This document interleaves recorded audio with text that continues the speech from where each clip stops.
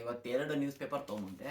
ಒಂದು ಯೊಮಿಯುರಿ ಅಂತ ನಾರ್ಮಲ್ಲು, ಇನ್ನೊಂದು ನಿಕ್ಕೆ ಅಂತ. ಇದು ಬೇಸಿಕಲಿ ಎಕನಾಮಿಕ್ ನ್ಯೂಸು, ಇದು ನಾರ್ಮಲ್ ನ್ಯೂಸ್. ಇದು ಒಂಥರ ಟೈಮ್ಸ್ ಆಫ್ ಇಂಡಿಯಾ, ಆಮೇಲೆ ಇದು ಎಕನಾಮಿಕ್ ಟೈಮ್ಸ್ ಇದ್ದಂಗೆ. ಇಂಪಾರ್ಟೆಂಟ್ ಏನು ಅಂತಂದು ಹೇಳಿದ್ರೆ, ನೋಡಿ ಇದರಲ್ಲಿ ಬರೆದಿರೋದೇನು ಅಂದರೆ, ಚೈನಾದಲ್ಲಿ ತುಂಬ ಜಾಪನೀಸ್ ರೆಸ್ಟೋರೆಂಟ್ಸು ಫೇಮಸ್ ಆಗ್ತಾ ಇದೆ ಅಂತ ಬರೆದಿದ್ದಾರೆ. ಆದರೆ ಭಾರತದ ಬಗ್ಗೆ ಎರಡು ನ್ಯೂಸ್ ಪೇಪರಲ್ಲಿ ಏನೂ ಇರಲಿಲ್ಲ. ಪಾಯಿಂಟ್ ಏನಪ್ಪ ಅಂತಂದು ಹೇಳಿದ್ರೆ, ಇನ್ನು ಈ ಜಪಾನಿನ ಪ್ರೈಮ್ ಮಿನಿಸ್ಟರ್ ಇಶಿಬಾ ಅವರು ರಿಸೈನ್ ಮಾಡಿದ್ದಾರೆ. ಹೊಸ ಪ್ರೈಮ್ ಮಿನಿಸ್ಟರ್ ಸೆಲೆಕ್ಟ್ ಮಾಡಬೇಕು. ಅದಕ್ಕೆ ಮೊದಲು ಇದರಲ್ಲಿ ಎಲೆಕ್ಷನ್, ಅಂದರೆ ಅವರ ಪ್ರೆಸಿಡೆಂಟ್ LDP ಅಂದರೆ ಅಬೆ ಅವರು ಇದ್ರಲ್ಲ, ಆ ಪಾರ್ಟಿ ಎಲೆಕ್ಷನ್ ಇಂದಲ್ಲಿ ಸ್ಟಾರ್ಟ್ ಆಗುತ್ತೆ.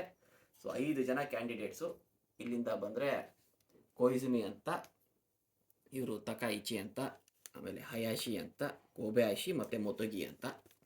ಇವರು 3 ಜನ, ಹಯಾಶಿ, ಕೊಬೆಯಾಶಿ, ಮೊತೊಗಿ, ಇವರು 3 ಜನ ಹಾರ್ವರ್ಡ್ ಗ್ರಾಜ್ಯುಯೇಟ್ಸು. ಆಮೇಲೆ ಇವರು ಲಾಸ್ಟಲ್ಲಿ ಇರೋರು ಕೊಯಿಜುಮಿ ಅಂತ. ಇವರು ಕೊಯಿಜುಮಿ ಅವರು ಹಳೆ ಜಪಾನಿನ ಪ್ರೈಮ್ ಮಿನಿಸ್ಟರ್ ಅವರ ಮಗ. ಬಟ್ ಅಬೆ ಅವರು, ನಮ್ಮ ಭಾರತದ ಫ್ರೆಂಡ್ ಆದ ಅಬೆ ಅವರು ರೀಪ್ಲೇಸ್ಮೆಂಟು ನನ್ನ ನೆಕ್ಸ್ಟು ಯಾರು ಅಂದರೆ ತಕಾಯಿಚಿ ಅಂತ ಹೇಳಿದರು. ಇವರಿನ್ನ ಎಲೆಕ್ಷನ್ನು ಇವತ್ತಿಂದ ಸ್ಟಾರ್ಟ್ ಆಗುತ್ತೆ. 4ನೇ ತಾರೀಕು, ಅಕ್ಟೋಬರ್ 4ನೇ ತಾರೀಕು ಓಪನ್ ಆಗುತ್ತೆ ರಿಸಲ್ಟ್ಸು.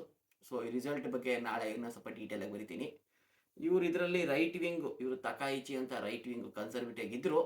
ಆದರೆ ನಾನು ಮೊದಲು ಇವ್ರನ್ನ ಯೋಗಿ ಅಂದ್ಕೊಂಡಿದ್ದೆ. ಬರ್ತಾ ಬರ್ತಾ ಸ್ಟೇಟ್ಮೆಂಟ್ ನೋಡ್ತಾ ಇದ್ದರೆ ಇವ್ರು ಯೋಗಿ ಅಲ್ಲ, ಸ್ವಲ್ಪ ಹೇಮಂತ್ ಬಿಸ್ವಾ ಶರ್ಮಾ ಅನ್ನಿಸ್ತಾ ಇದೆ. ಇವರು ಸಿಂಗಲ್ ಹ್ಯಾಂಡ್ ಎಲೆಕ್ಷನ್ ಬಿಲ್ ಮಾಡೋಕ್ಕಾಗೋದಿಲ್ಲ ಅನ್ನಿಸ್ತಾ ಇದೆ. ಇವರು ಕೊಯಿಜುಮಿನು ಬರ್ತಾ ಬರ್ತಾ ನೋಡಿದ್ರೆ ಸ್ವಲ್ಪ ರಾಹುಲ್ ಗಾಂಧಿ ಅವರ ಥರ ಕಾಮೆಂಟ್ ಎಲ್ಲ ಮಾಡ್ತಾ ಇದ್ದಾರೆ. ಇವತ್ತಿಂದ 4ನೇ ತಾರೀಕು ತನಕ ಇದೇ ಜಪಾನಲ್ಲಿ ಮೇನ್ ನ್ಯೂಸ್ ಆಗತ್ತೆ. ಯಾರು ನೆಕ್ಸ್ಟ್ ಪ್ರೈಮ್ ಮಿನಿಸ್ಟರ್ ಆಗ್ತಾರೋ ಅವರ ಭಾರತಕ್ಕೆ ತುಂಬ ಇಂಪಾರ್ಟೆಂಟು. ಬಟ್ ಪ್ರಾಬ್ಲಮ್ ಏನು ಅಂತಂದು ಹೇಳಿದ್ರೆ, ಇದುವರೆಗೂ ಈ ಅಬೆ ಅವರ ಪಾರ್ಟಿ LDP ಗೆದ್ದರೆ ಯಾರು ಪ್ರೆಸಿಡೆಂಟ್ ಆಗ್ತಾರೋ ಅವರೇ ಪ್ರೈಮ್ ಮಿನಿಸ್ಟರ್ ಆಗ್ತಾಯಿದ್ರು. ಆದರೆ ಇವರಿಗೆ ಲೋಕಸಭಾ, ನಾವು ಹೇಳ್ತೀವಲ್ಲ ಲೋಕಸಭಾ ರಾಜ್ಯಸಭೆ, ಎರಡರಲ್ಲೂ ಮೆಜಾರಿಟಿ ಇಲ್ಲ. ಇವರಿಗೆ ಇನ್ನೊಬ್ಬರು ಪಾರ್ಟ್ನರ್ ಇದ್ದಾರೆ, ಕೋಮೇತೋ ಅಂತ. ಅವರಿಬ್ಬರನ್ನು ಸೇರಿಸಿದ್ರು ಇವರಿಗೆ ಮೆಜಾರಿಟಿ ಬರೋದಿಲ್ಲ. ಇನ್ನೊಂದು ಪಾರ್ಟಿ ಬೇಕಾಗತ್ತೆ. ಯಾರು ಬರ್ತಾರೆ ಅವ್ರ ಮೇಲೆ ಪಾರ್ಟ್ನರ್ ಸೆಲೆಕ್ಟ್ ಆಗತ್ತೆ. ಸೊ ಮೆಜಾರಿಟಿ ಇಲ್ಲದೆ ಇರೋ, ನಾನು ಬಂದಾಗಿಂದ ನೋಡ್ತಾ ಇದ್ದರೆ LDPಗೆ ಮೆಜಾರಿಟಿ ಬರ್ತಾಯಿತ್ತು. ಒಂದೇ ಸಲ ಸೋತರು ಅವರು.